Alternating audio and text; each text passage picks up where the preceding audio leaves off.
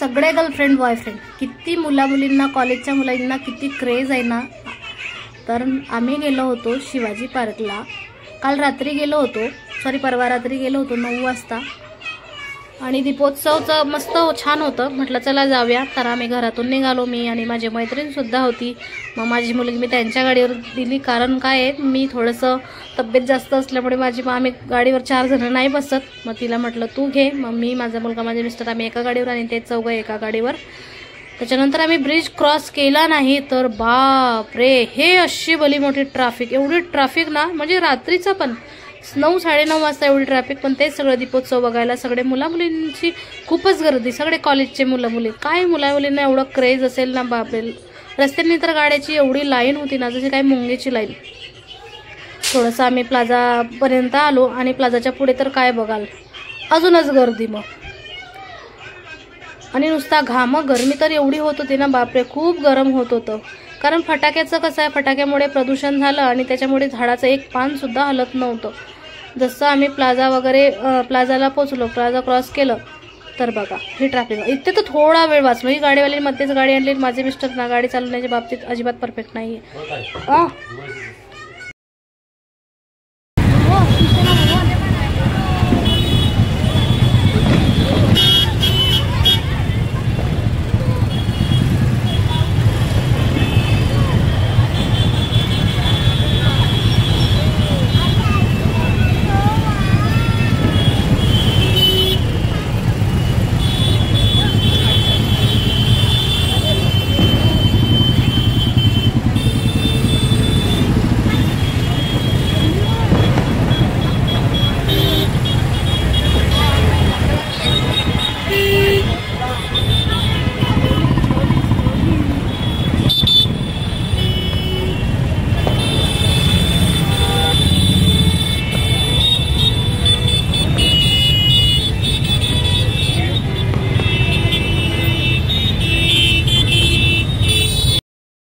तर आम्ही येऊन पोचलो होतो काय म्हणतात शिवसेना भवनपर्यंत।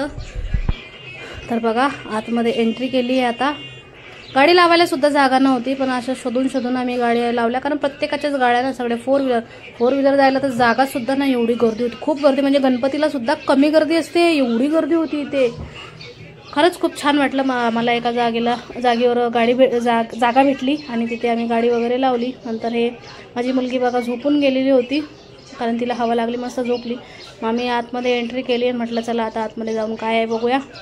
छान फिरलो, मजा मस्ती केली, थोडेसे फोटोज वगैरे काढलं, खाणं पिणं सगळं काय झालं, फोटो वगैरे खूप छान काढले, खूप शेअर करण्यासारखं खूप काय हो, पण काय अक्षरशः मोबाईलची जे स्टोरेज आहे ना ते पूर्ण फुल झालं होतं, एवढे व्हिडिओज काढले होते मी।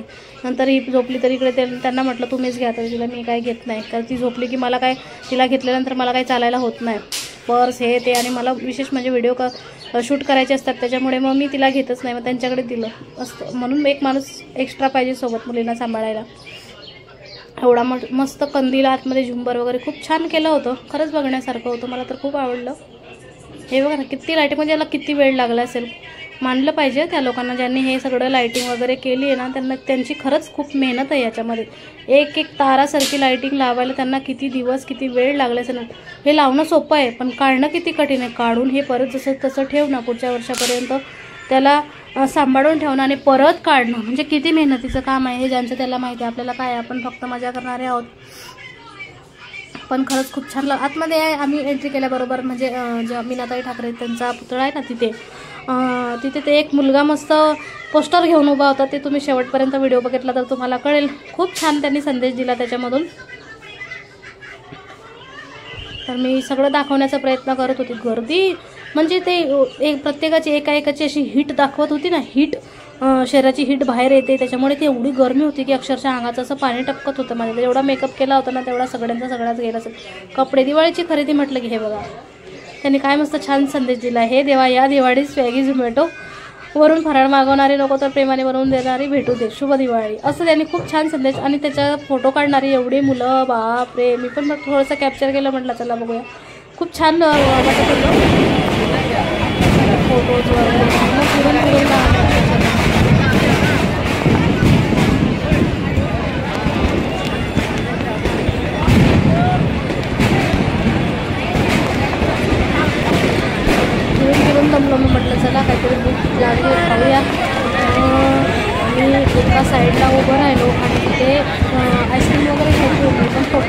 म्हणजे एवढं होतं ना की हे सगळं कॅप्चर करावंसं वाटत होतं सारखं. तर खूप लायटिंग मस्त छान वाटत होतं. आतमध्ये गेलो तिथे लायटिंग वगैरे होती, छत्र्यांच्या अशा लावलेल्या होत्या, फोटो काढत होते. सगळे मुलांना खूप क्रेज आहे, सगळे गर्लफ्रेंड बॉयफ्रेंड होते.